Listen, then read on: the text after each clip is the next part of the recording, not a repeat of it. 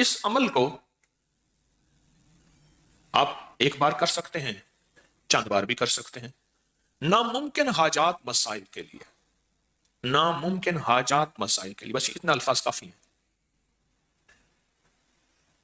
ایک صاحب میرے پاس، پرانی بات ہے، میں نے کہا نا ایک صاحب نے مجھے یاد دہانی کرائی، ابکری میں چھپا ہے یہ، میرے پاس آئے، مجھ سے کہنے لگے یہ مسائل ہیں۔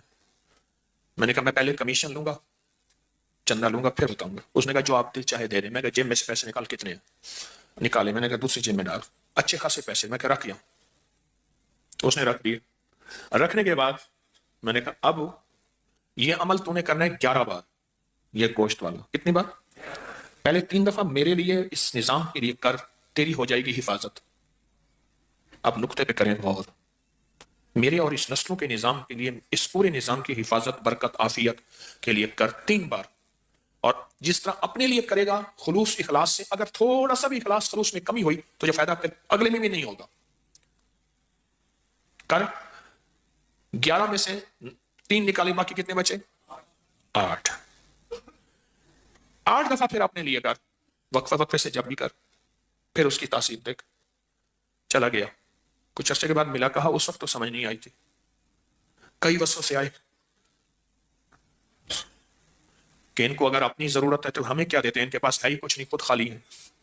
یہ آیا، کبھی کیا سوچ آئی، کبھی کیا سوچ آئی۔ کہا کہ میں اپنی سوچوں کو سنبھالتا تھا، کنٹرول کرتا تھا، اور سوچوں پہ پہرے بٹھا کے اپنے یقین کو جمایا۔ کہا بس وہ 3 دفعہ کا جو یقین جمع، ایسا 3 دفعہ میں نے آپ کے سارے نظام کے سخت تصور، سخت توجہ، سخت دھیان سے کیا۔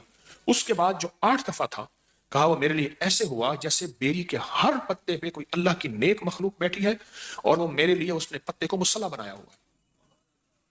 غور سے سمجھو، اس نے میرے لیے ہر پتے کو کیا بنایا ہوا ہے؟ کیونکہ یہ جو ہے نا بیری کا درخت، یہ اصل میں جنت کا درخت ہے۔ بیری کا جو درخت ہے یہ اصل میں جنت کا درخت ہے۔ بیری کا درخت یہ ہے اصل میں جنت کا درخت۔ بس جو جنت کا درخت ہے، بس فرق یہ ہے، حدیث میں آتا ہے، مفہوم ہے، کہ وہاں جو جنت کی بیری ہے اس میں کانٹے نہیں ہوں گے۔ اس نے کہا کہ میرے حضور معراج میں جب تشریف لے گئے تو سدرۃ المنتہا تک گئے، وہ آخر جہاں جبریل کے بھی پر جلتے ہیں، وہاں بیری کا درخت ہے۔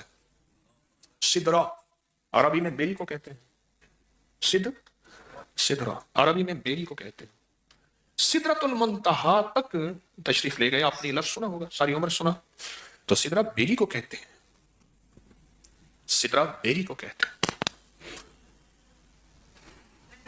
تو کہا کہ مجھے محسوس ہوا کہ بیری کے ہر پتے پہ اللہ کی کوئی مخلوق ہے۔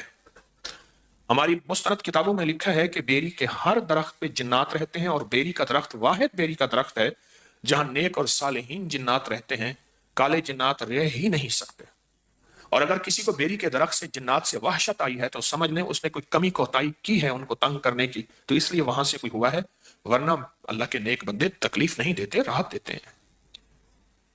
اللہ کے نیک بندے تکلیف نہیں دیتے، کیا دیتے ہیں؟ راحت دیتے ہیں۔ ایک ابکری میں ایک عمل چھپا تھا، مجھے ایک صاحب نے اس کی یاد دہانی کرائی، اچھا کیا، کہ 1.25 کلو بڑا گوشت لے کر اسے بیری کے درخت کے ساتھ باندھ دیں۔ کبھی کسی نے پڑھا؟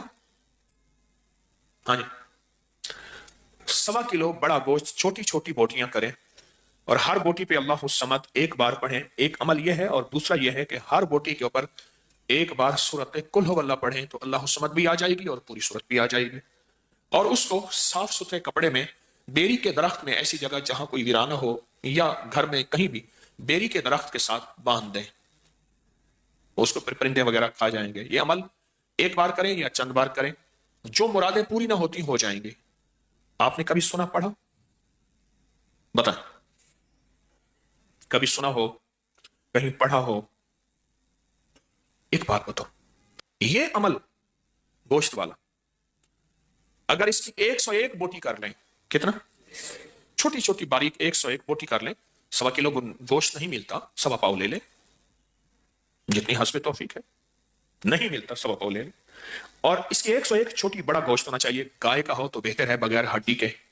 101 بوٹی کر لیں، اس بوٹی کے اوپر ہر بوٹی پہ ایک دفعہ سورۃ قل هو اللہ پڑھ لیں۔ کون سا مشکل ہے؟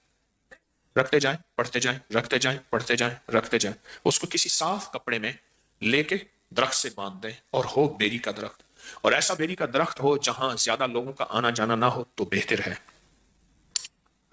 یہاں زیادہ آنا جانا نہ ہو تو بہتر ہے۔